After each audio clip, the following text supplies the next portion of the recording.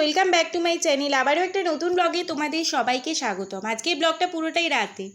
সকাল থেকে প্রচণ্ড টায়ার্ড ছিলাম। ছেলের আমার হয়েছে সকাল থেকে খুব জ্বর, ধুম জ্বরে ছেলে খুবই ভুগছে। রাতে একটুখানি সুস্থ হতে ভাবলাম সকাল থেকে ডাল ভিজিয়ে রেখেছিলাম, ডালের বড়া দিয়ে তরকারি হবে বলে সকালের, কিন্তু সে তো আর হলো না। রাতে এটা দিয়ে আমি একটু ধোকার তরকারি ভেবেছিলাম বানিয়ে নেবো, তাই বানিয়ে নিয়েছিলাম।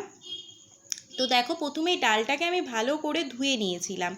ডালটা ভেজানো ছিল, ডালে প্রচুর নোংরা থাকে, তো সবাই তার জন্যই আমি প্রথমে ডালটাকে ভালো করে ধুয়ে নিই।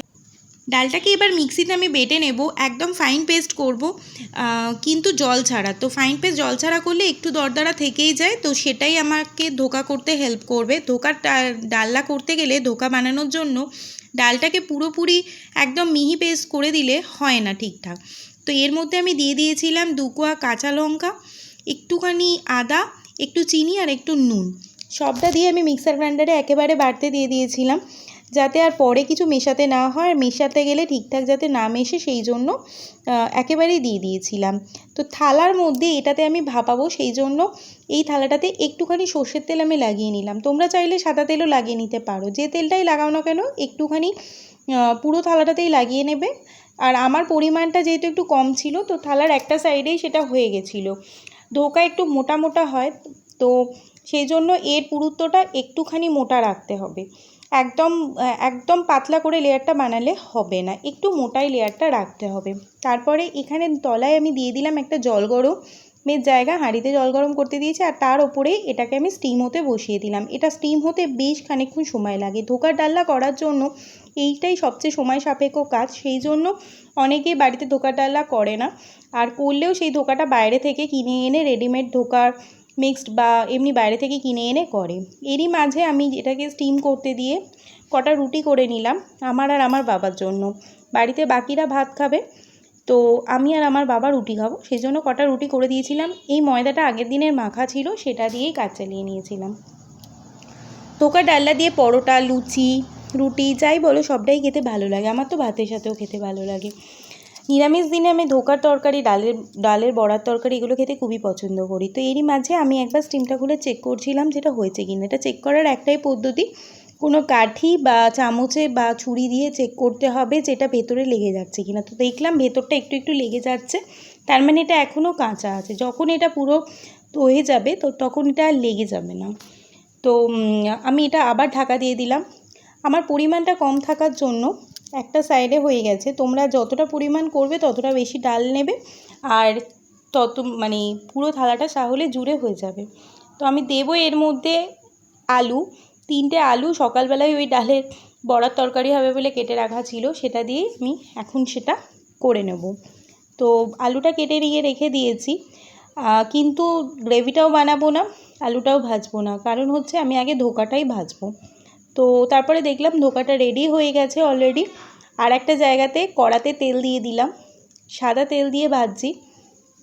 তোমরা চাইলে এখানে সর্ষের তেলও ব্যবহার করতে পারো, সর্ষের তেলের টেস্ট আরও সুন্দর হয়। এখানে বরফির আকারে আমি ধোকাগুলোকে কেটে নিচ্ছি।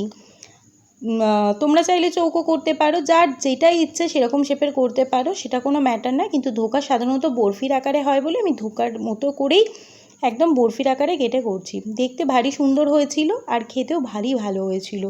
চিনির পরিমাণটা আরেকটু বেশি দিলে আমার মনে হচ্ছিল ভালো হতো, কিন্তু বাড়িতে এত মিষ্টি খাওয়া ঠিক না, তরকারিটা হয়তো ভালো লাগবে না, সেই জন্য একটুখানি কমই মিষ্টি ঠিক আছে, চলে যাবে। তো তারপরে দেখো এটা ভাজতে বেশিক্ষণ সময় লাগবে না, কারণ ডালটা তো অলরেডি সেদ্ধ হয়ে গেছে একচোট, আর তো এটা সেদ্ধ হতে বেশি সময় লাগবে না, সেই জন্য তাড়াতাড়ি করে উল্টে পাল্টে দিয়ে ভেজে নিলাম। এটা ভাজা হয়ে গেলে এই তেলের মধ্যে আমি আলুগুলোকেও ভেজে নেব। ধোকার ডালনা নিরামিষ খাবারের মধ্যে খুব ভালো একটা খাবার, আর যে কোনো মানুষ বাচ্চা থেকে বুড়ো সবাই পছন্দ করে। আমাদের বাড়িতে ধোকার ডালনা হলে সাধারণত বাইরে থেকেই ধোকাটা কিনে এনে এখন করা হয়, কারণ এত সময় কেউ দিতে পারে না ডাল বেটে ওভাবে স্টিম করে আবার সেটা ভেজে। তো ধোকা ভাজা হয়ে গেছিলো, ওই কড়াতেই আমি আবারও ওর সাথে একটুখানি সর্ষের তেল সামান্য মিশিয়ে নিয়ে আলুগুলোকে ফার্স্টে ভাজতে দিয়ে দিলাম। আলুগুলো ভাজা হলে আমার অর্ধেক কাজ শেষ। এপাশে আমার ছেলে এসে বারবার বিরক্ত করছিল, ওর জ্বর এসছে যেহেতু এতটাই পরিমাণে ঘ্যান ঘ্যান করছে যে কি বলবো। তো যাই হোক, তারই মাঝে আমি এটা করতে থাকলাম। আলুটা আমি এপাশে যতক্ষণে ভাজছিলাম ওপাশে একটা আদা আমি একটুখানি থেঁতো করে নিলাম। আর বাটাবাটি সিনে আমি যাইনি আজকে, নইলে গোটা গরম মশলা, শুকনো লঙ্কা আর আদা বেটেই দিতাম।